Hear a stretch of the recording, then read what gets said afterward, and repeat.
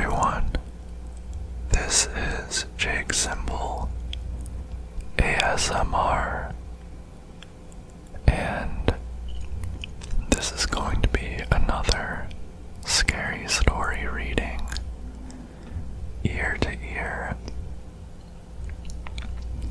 and whispered. These are stories from my subscribers. Thank you so much to everyone who submitted these. I've been holding on to some of these for a very long time. I've talked about it, but I just haven't been in the space to make videos so frequently recently as I used to. But things are getting back to how they were. So I'm excited to keep going with this. If you want to submit for a future video of me reading subscribers' scary stories, you can email them to jakesymbolasmr@gmail.com, and when I have enough, I'll make another video. I have hours of these things if you're new here, so check out the playlist. I'll post it below if you like whispered scary stories. And please consider hitting that subscribe button. And leave a like if you enjoyed this video. Don't forget to do that. So, we're gonna get started with some stories sent to me by a fellow ASMR creator, Danielle of Comforting Sounds ASMR. I will link Danielle's channel below. Let's go. So these are stories about Danielle's mother's haunted bedroom. When I was little, my mom walked into her bedroom and saw her shoe standing up by itself, with the toe pointed on the floor and the heel straight up in the air.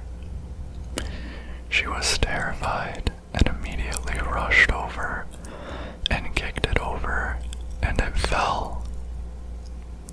I hate that she didn't take a picture, or at least show someone else. I honestly would have left it like that for as long as possible. LOL. I would not have left it like that. I will not let a ghost mess with me. I won't be a pushover for a ghost, but I respect that. This next one. When I was a teenager, there were two separate incidents involving the door. The door itself was made of very solid and very old wood, with the knob being made of crystal, and underneath it, a keyhole with which to lock it with a key from either the outside or the inside.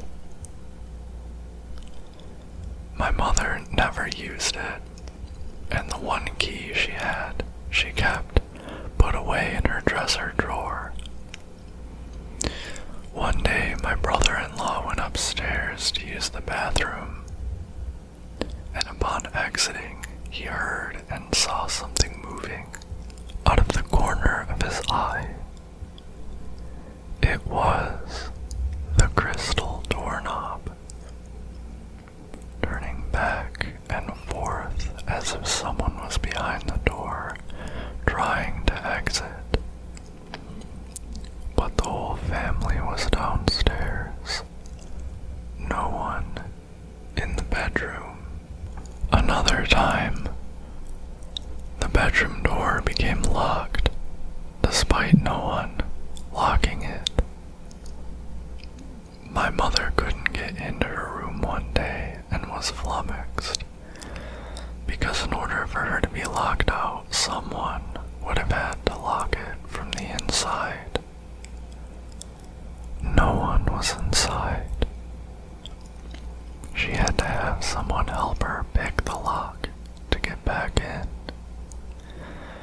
and the key was found put away safely in her dresser, where it always was. Over the years, we also heard footsteps, overheard while sitting in the living room. The room directly above being, of course, my mother's bedroom. The end. That is a perfect story from Danielle. Stories like this are great, and a lot of us have had them, and often I find it's the ones with little to go on, with no neat conclusion, that are the creepiest and the most interesting. Very few of us have a scary story to tell from our life with a plot to it and a conclusion and, a moment of full clarity. It just doesn't exist. And that's why I like hearing people's personal spooky stories, because it just really makes you wonder. I don't know if any of the ones I'm reading today are of this type, but in addition to like paranormal haunting type things, I also really like to hear people's like real life non-paranormal scary experiences, like let's not meet Reddit type experiences where you have a creepy encounter with a person that could be potentially dangerous, or maybe did get a little dangerous. What makes those so scary and so eye-opening and interesting is how little you know, just the little hints that tell you you're in danger. Of course, if you're willing to share the story. So next, we have two pretty long ones, but very good ones, from Lucy Carruthers. Thank you, Lucy, for submitting. This first story is called Doppelganger. When I was in early high school, the relationship between my mom and I was pretty okay. We had occasional fights, but for the most part, things were good. We lived in this unremarkable 2-story house / duplex in the upper Midwest with my 2 siblings. When we first moved in, I lived on the top floor by myself in a little room overlooking one of the Great Lakes. It was a sweet setup for an angsty teen who enjoyed the escape from her family.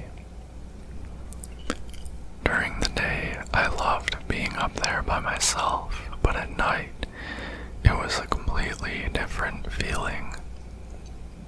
I'd lock myself in my room as soon as the sun set. I would get the feeling that I was being watched when I was anywhere but in my room after dark. Most of the time, I'd chalk it up to an overactive imagination. Sometimes, though, when I'd hear the floor creak outside my bedroom door, or when I'd hear other unidentifiable noises from unoccupied rooms, I was convinced that I wasn't alone. It should also be mentioned that my younger brother suffered from night terrors the entire time we lived in that house. He never suffered from them prior to us living there. This only added to my theory that something wasn't quite right with the house. Fast forward a few years. My mom fell on hard times, so she decided that we had to rent the upstairs out for some extra cash, which meant that I was going to have to move out of my room. A new room was built for me in the unfinished basement of the house. I was the opposite of thrilled about having to live in the dark, creepy basement, but there was no other option.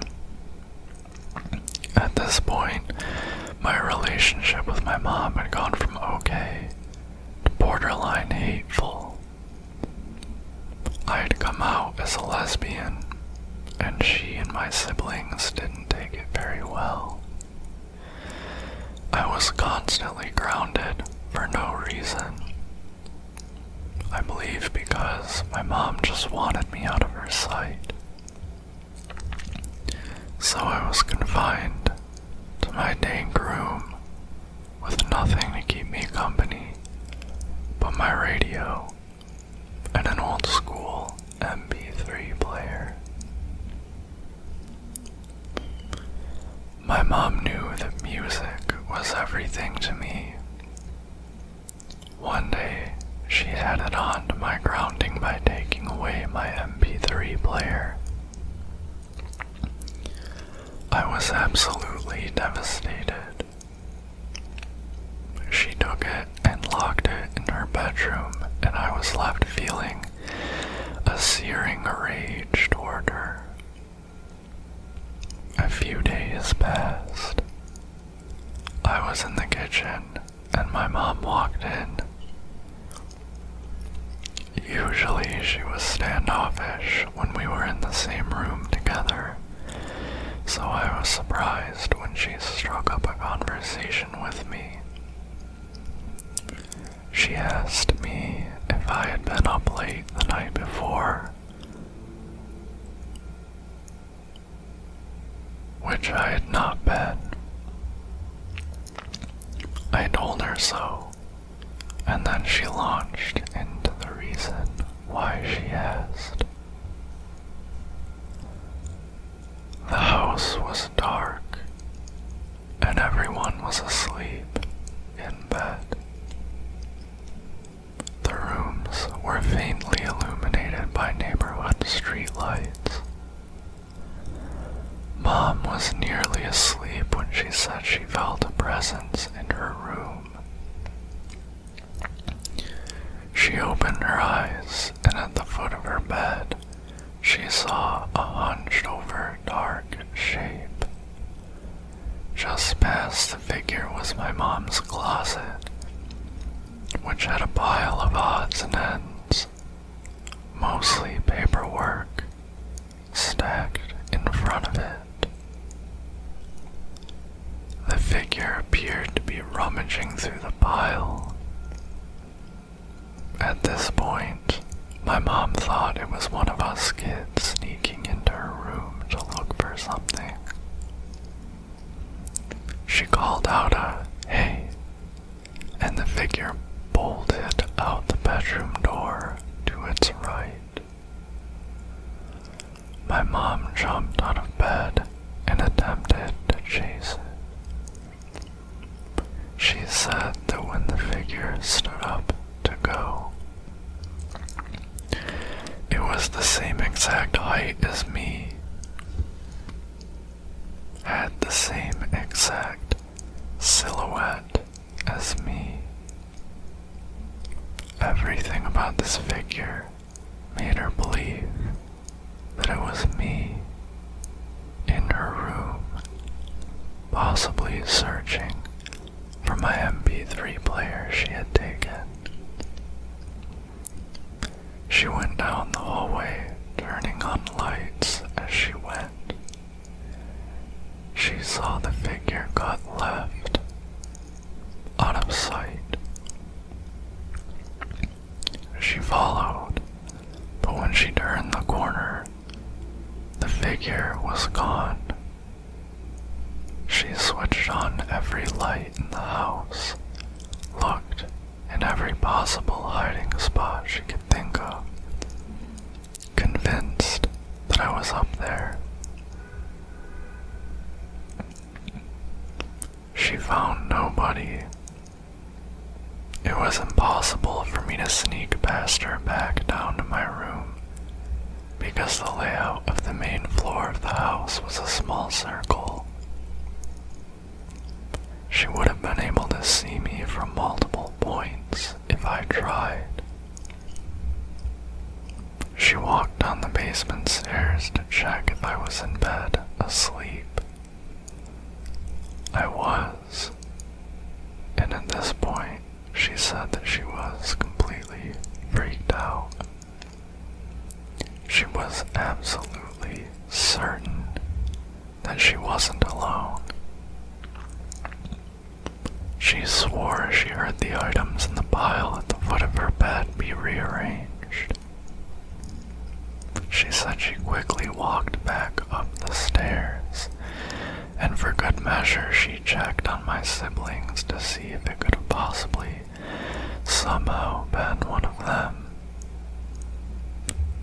It was not.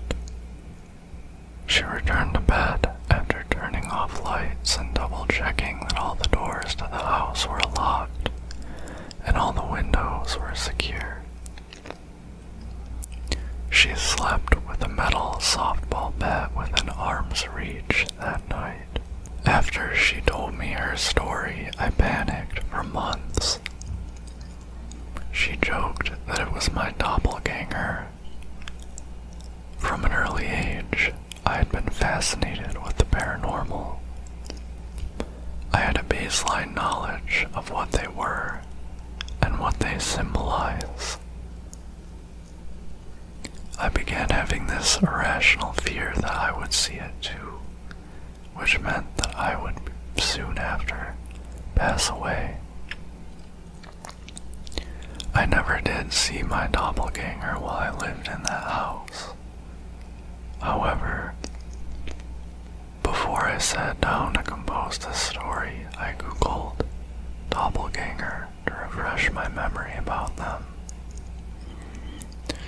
According to one source, it is said that if someone else sees your doppelganger, it means you might be very sick. Almost a year after my mom saw this figure, I ended up in the hospital for 2 days. The doctors never did diagnose me with anything concrete, but they did tell me that I, a high schooler, had the liver of an 85-year-old alcoholic. Maybe my mom seeing this thing foreshadowed this hospital visit. Maybe it was just her mind playing tricks on her while she was in a dream state. We'll never know, but one thing is certain. There was definitely something strange with her in that house.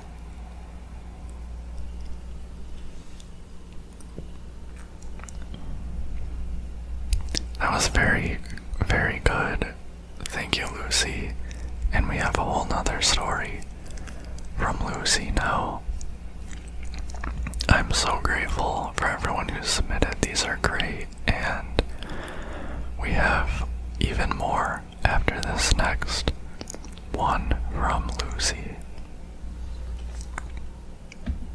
This is called Trolley Lobby. I traveled to many different states in high school with my mom and my sister to take part in ghost hunts. This was during the height of the ghost hunting craze, when taps and ghost adventures were popular and professional ghost hunting groups popped up all across the country. My family befriended one such group, and we would attend various events that they would put on. One particular event that was being hosted at the group's favorite place, a beautiful abandoned Art Deco style train station in Buffalo, New York. This building has a long and colorful history in its heyday, from mobsters frequenting the tower to soldiers passing through to go to war, and everything else in between. Lots of old energy in that building. The hunt had been going on for maybe an hour or two, with not many spooky occurrences to speak of. My mom and I decided to wander down to the trolley lobby portion of the building, where there was a group of about 10 individuals assembled. This was a group of all strangers, people we had never met before, who had all paid for tickets like we had. Everyone was standing in a semicircle facing a man who was leading a question and answer session. The man had his back to a wall, so he was facing the crowd, and next to him was a table with a few pieces of ghost hunting equipment on it. One of those pieces of equipment had a dictionary's worth of words programmed on it. The theory behind it was that any spirit in the immediate area would be able to focus its energy, manipulating that particular piece of equipment to make it say whatever word or words it wanted to. The area in the large room that the group was concentrated in was dimly lit by a few flashlights. My mom and I snuck in behind the crowd, keeping our distance so that we didn't disturb the session in progress. She stood to my right, about 8 to 10 feet away. We were both standing outside of the light of the flashlights in the shadows, and we came in quietly enough that I was sure nobody knew we had arrived. The questions were flowing from the group leader, and the piece of equipment that had the dictionary on it would say a few words here and there. Other pieces of equipment were doing their things too, and I remember being thrilled that we were actually getting some spooky action. Out of nowhere, I felt a tug on my right pant leg. I turned to my mom and asked her what she wanted, but as I looked over her, she was still many feet away from me, just as enthralled in the session as I had been moments ago. I thought she was messing with me, but she was genuinely confused when I asked her why she had touched me.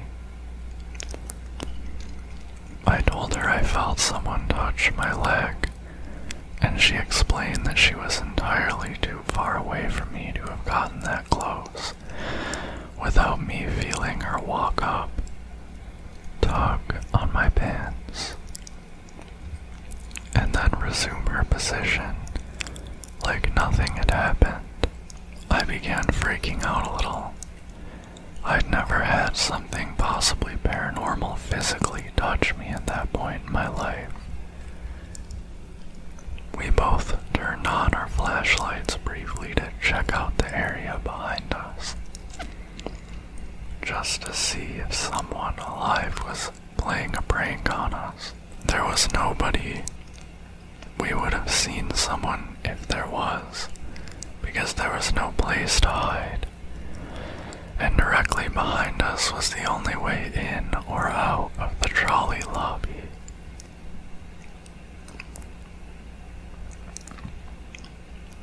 A minute or two passed, and I was buzzing with adrenaline. We focused our attention back on the group when out of nowhere the dictionary tool said my first name. Clear as day. I froze, and the group leader asked if there was anybody with my name.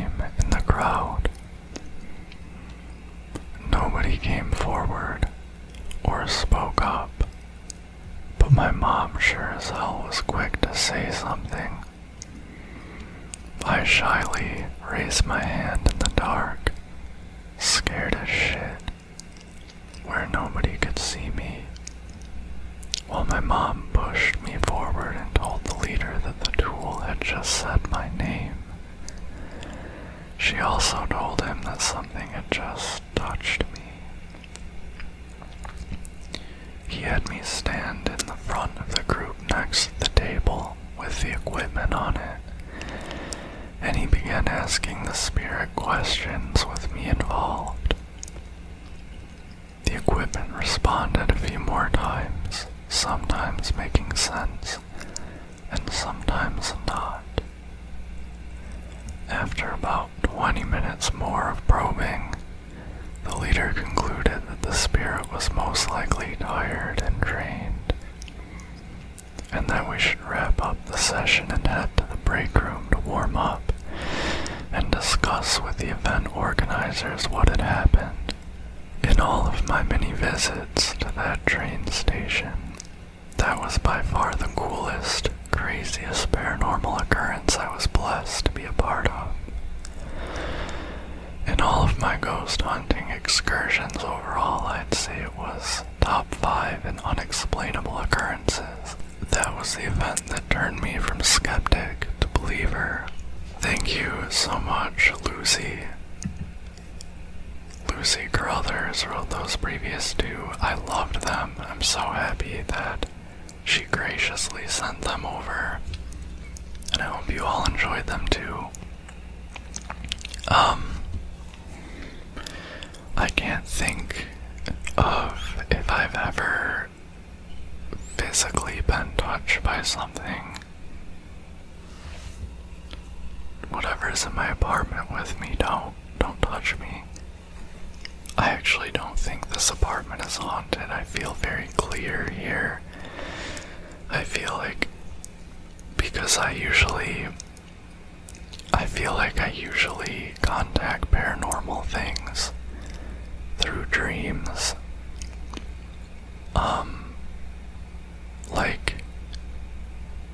And I just don't, I feel like my dreams are coming from me. I think clear and clarity is the right word for it. I think this apartment is definitely clear of anything, at least anything here with malicious intent. I'm very happy about that because I have been in some haunted places before. I have a whole video on that actually. I'll put a tag. Let me make sure I'm pointing in the right direction. Yeah, I'll put a tag. A card, they call it, so you can click there and watch the video I'm talking about. Anyway, that was a tangent.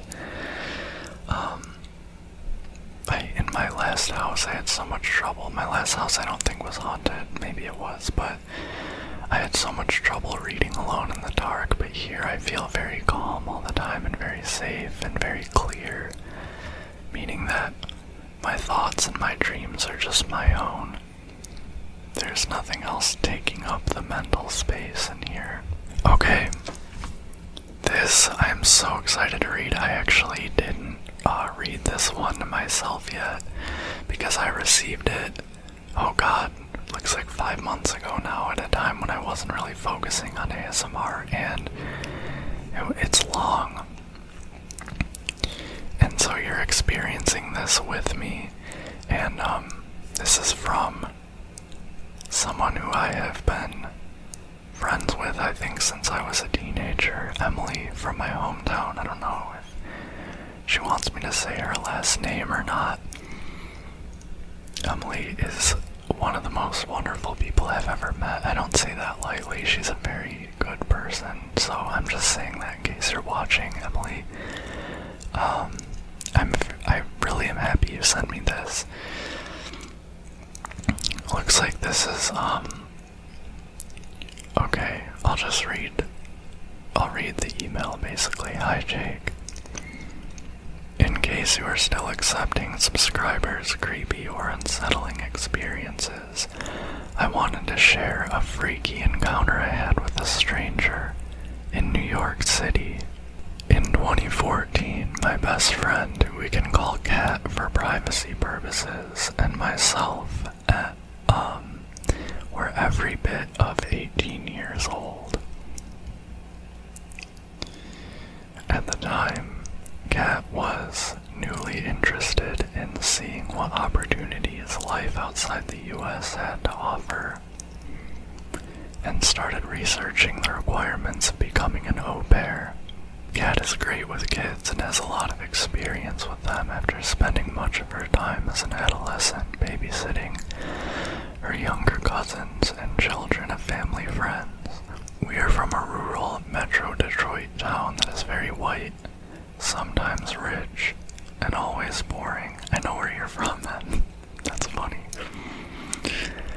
You're right. When she mentioned she wanted to travel and experience new places, I had no questions. After looking into the requirements, she learned that she had to schedule an in-person appointment at the nearest US Embassy, which just so happened to be located in New York City. She asked me if I would like to make a trip out of it. I had never been to New York before, and the idea was exciting. We decided to go by train and booked our round trip. We took the Amtrak from Detroit to NYC. It was a long, boring 13-hour-long trip, but we were on a mission. The point of the trip was to get Kat set up for her future. However, once we arrived, NYC chewed us up and swallowed us whole. I'm really happy I didn't go to New York at 18. I waited till I was 20. The streets were busy at all hours. In a place where the two of us were very much under our own supervision, we never felt alone. When we arrived, we forgot the reason we came. We had freedom. For the next 7 days, the restraints from our parents and real-life responsibilities ceased to exist. But we were adults. 18-year-olds can certainly be trusted to make safe and healthy choices, right? Sorry if you're listening for, laughing through that sentence. I hope that wasn't annoying. Over the course of the first 5 days, so many poor decisions were made that put us directly in harm's way. The first night, we met 2 random men on the street and befriended them, followed them to their apartment, and went up onto the roof to smoke weed. Luckily, we lived to tell the tale and remember the view of the city.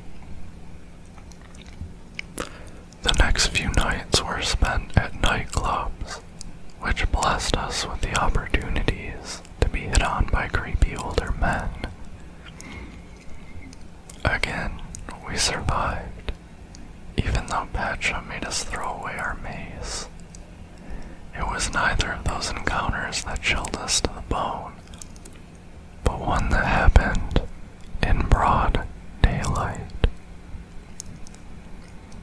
Unfortunately, being young adults and not at all having our priorities in order, we didn't explore the landmarks of the city. We were in Manhattan, and when in Manhattan, you must shop until you drop. And that's what we did.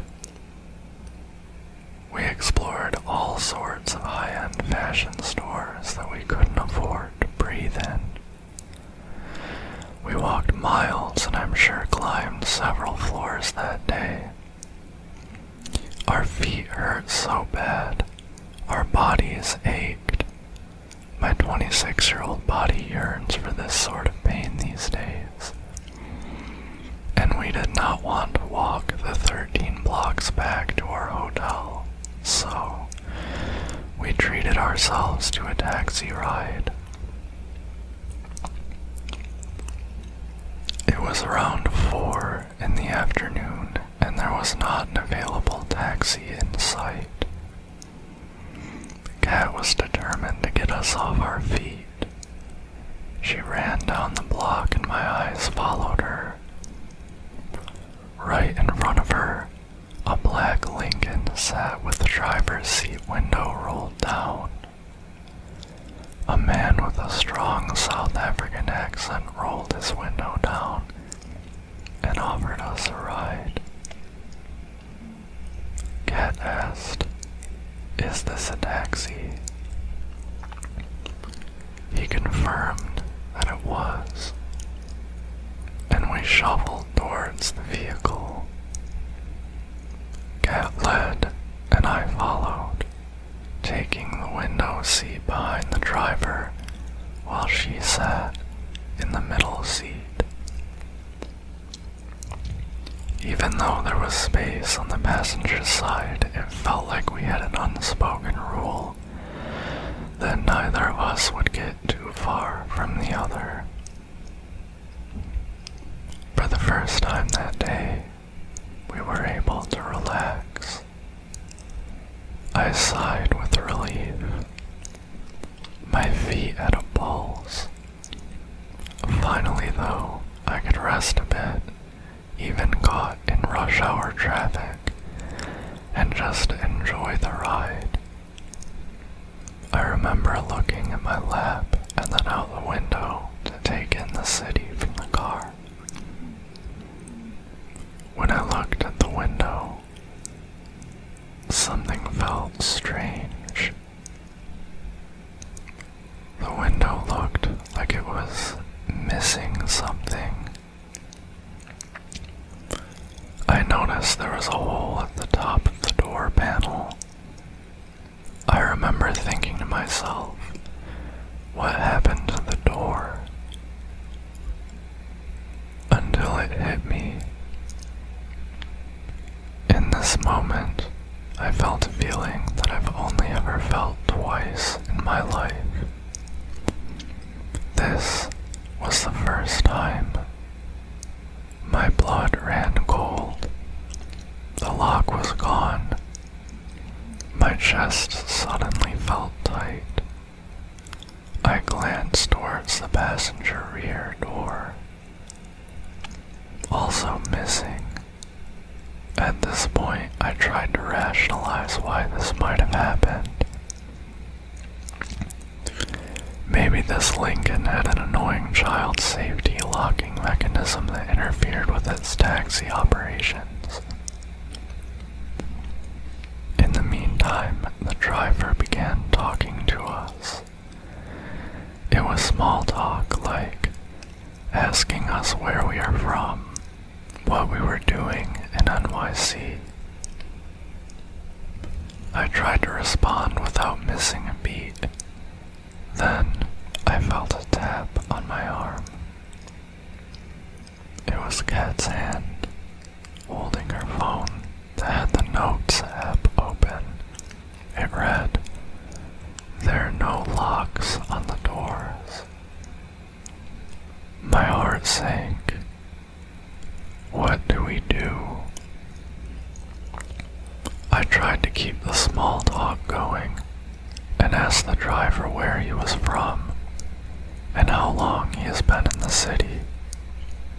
I tried to keep the small talk going and asked the driver where he was from and how long he has been in the city. I took Kat's phone and wrote, "I know." The driver explained that he is from Kenya but did not explain his reasoning for coming to the US. At this point I'm shaking but attempting to respond with interest. I think I said something to the effect of, "How neat," which he began asking if we have ever been. We said no. He asked if we would like to go. I nervously chuckled. Kat was silent. I vividly remember him saying, "Oh, don't you want me to come? Don't you want to come with me to Kenya?" I could hear my heart beat over the sounds of the honking in the cars that surrounded us. I was panicking. I decided to act annoyed at the traffic and made some statement about how frustrating the traffic in the city is. I asked if we could get out here. He muttered, "Sure." Suddenly, the locks reappeared. How in the fuck? It felt like my reflexes responded in record-breaking timing, and I pulled on the handle. The door opened. We jumped out, and I asked him how much we owed him, and it was something like $12. And I only had $20 bills. I asked if he had change. Side note, she says, why? She asks herself, to which he responded no. And I decided that the extra was well worth getting out of that car. We paid and walked the rest of the way, realizing we had not even made it 2 blocks past where we got in. We exclaimed our, "What the fuck's the rest of this walk to the hotel?"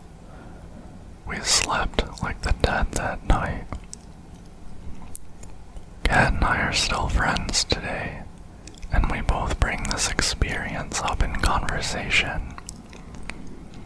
I know I bring it up especially to validate my memories of the experience, because it feels fabricated, but also so real.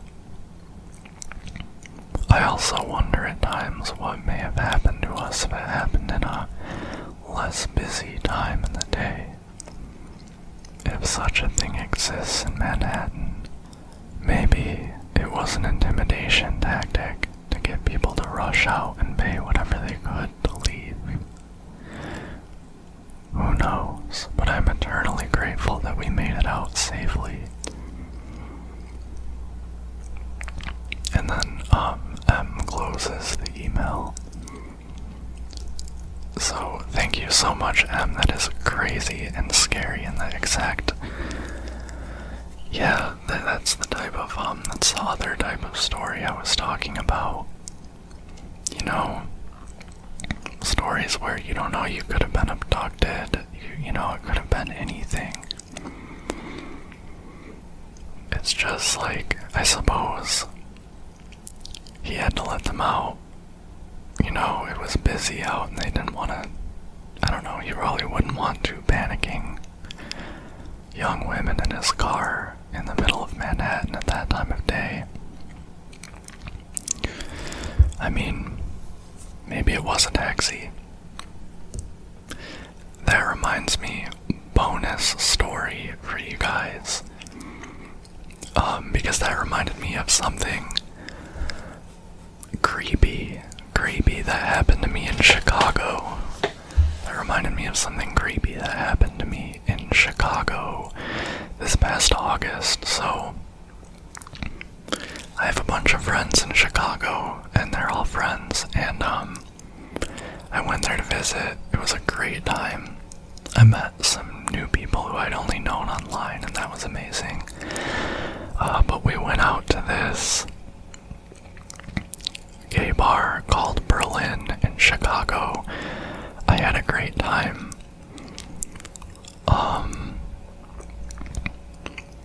Now I was staying with some friends who had traveled with me from my city, and they had all gone home already. And it's because I wanted to stay and flirt with someone, and it was successful, so it was worth it. But anyway, my friends were back at their place, and then all of my other friends who had their own places said they were leaving. And then I was like, okay, I'll call myself an Uber. You guys go ahead, leave. I'll see you tomorrow, whatever. then I went and I sat on the curb in front of the bar.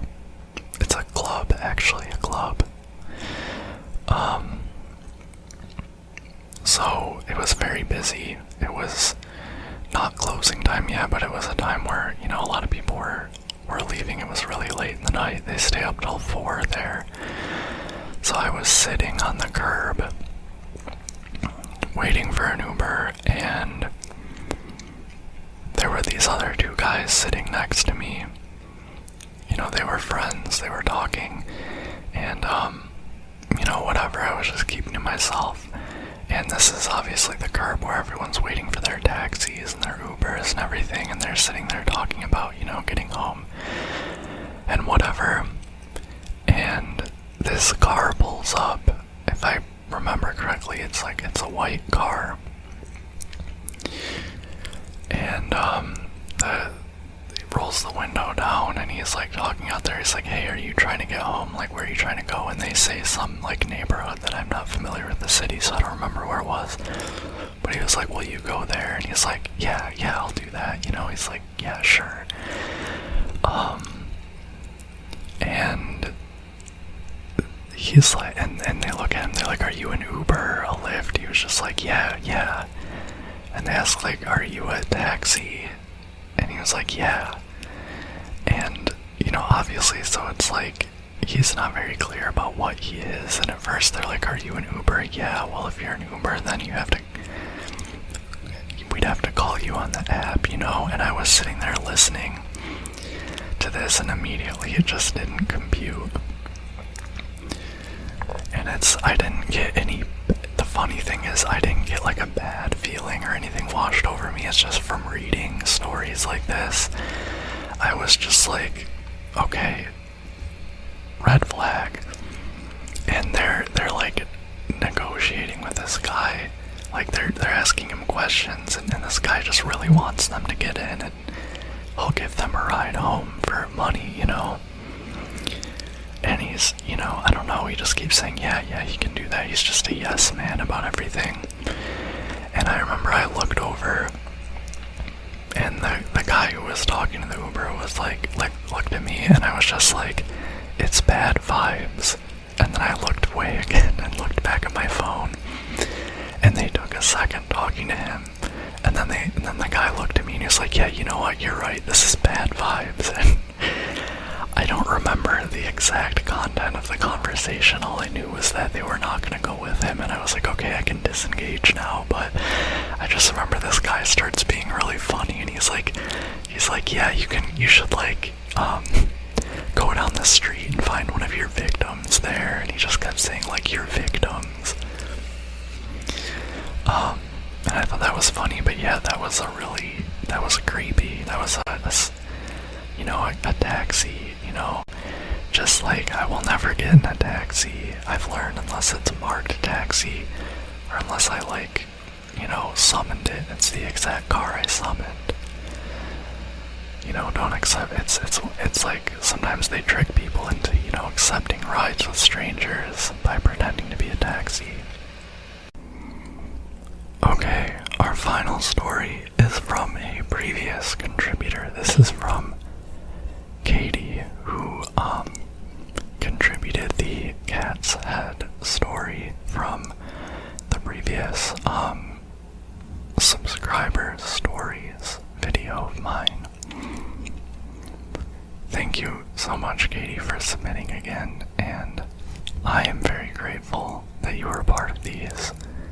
I'm really happy you, and everyone else, I'm really happy you shared your stories. It means a lot. It gives me something to whisper, and I just really love to hear these stories. So, here we go with Katie's story. This happened during my summer break when I was back to my hometown from uni. The weather was exceptionally hot, but the nights were perfectly warm with a refreshing breeze, so I would get out of the house mostly after dark. On one such night, I went for a longer walk to the city center. At that time, both my friends had gone to the army, and I had no one to accompany me. Anyways, I was used to lonely night walks and had neither fear nor common sense, obviously. More than that, I would often use a shortcut road which is through a forestry area, and a cemetery. Now, this is a very well-known path to the city center, actually, and many people from my neighborhood use it at daytime. The cemetery itself is basically thousands of graves scattered around the woods. Of course, it didn't used to be so overgrown, but now it's very old, and it literally looks like a forest, but with tombstones. So, that night, at about 1:30 a.m., I was heading back home and decided to take the cemetery path. I was entering the wood where the road becomes narrower and where there's no lights. At that moment, I heard a weird sigh, more like an excited gasp or something. I quickly turned around and noticed a figure at the corner of the street that had just jumped into the thick shades of bushes. There stood the last 2 blocks of flats, and I thought it was one of the residents. I simply walked further, but soon enough I heard someone walking behind me.